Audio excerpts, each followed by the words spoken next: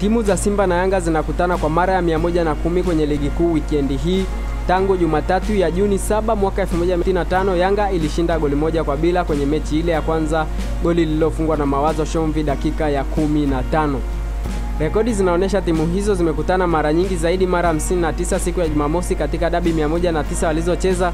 Jumatatu zimekutana mara 3 na Jumanne mara 2, lakini siku ya Jumatano timu hizo zimekutana mara 7, siku ya Alhamisi mara 2 na siku ya Ijumaa mara 1, huku siku ya Jumapili ikiwa zimekutana mara 35 na hata mchezo uliopita zilipotoka sare ya goli 1-1 ulipigwa siku ya Jumapili.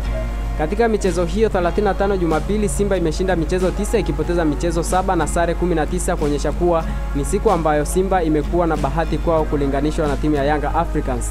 Hata hivyo, Yanga ndiyo timu ya kwanza kushinda mchezo wa Jumapili baada ya kuichapa timu ya Simba Sports Club goli 1-0 Juni 18 ya mwaka 1972, bao ambalo lilifungwa na Leonard Chitet. Katika michezo 35, michezo mingine minne ilichezwa nje ya Dar es Salaam, ambapo dabi ya kwanza ilipigwa Septemba 30 mwaka 2001 uwanja wa CCM Kirumba Mwanza, na timu hizo kutoka sare ya goli 1-1, bao la Joseph Kaniki Simba na Sekilojo Chambua wa Yanga Africans.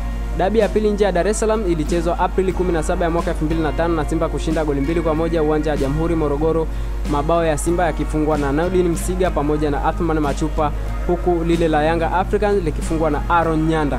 Mchezo wa tatu ulichezwa Agosti 21 mwaka 2005 uwanja wa Sheikh Ahmed Albir Karume Arusha, na Simba kushinda magoli 2-0, mabao ya kuweka kwambani na Niko Nyagawa dakika ya 22 pamoja na dakika ya 56. Kipute cha mwisho cha dabi ligi kuu kuchezwa nje ya Dar es Salaam ilikuwa ni mwaka 2007 wakati timu hizo zikigawana alama baada ya sare ya goli 1-1 uwanja wa Jamhuri Morogoro. Ili uendelee kuwa kwanza kupata video zetu, nikukumbushe kugusa alama ya subscribe pamoja na alama ya kengele ili uweze kuwa mwanafamilia chaneli hii.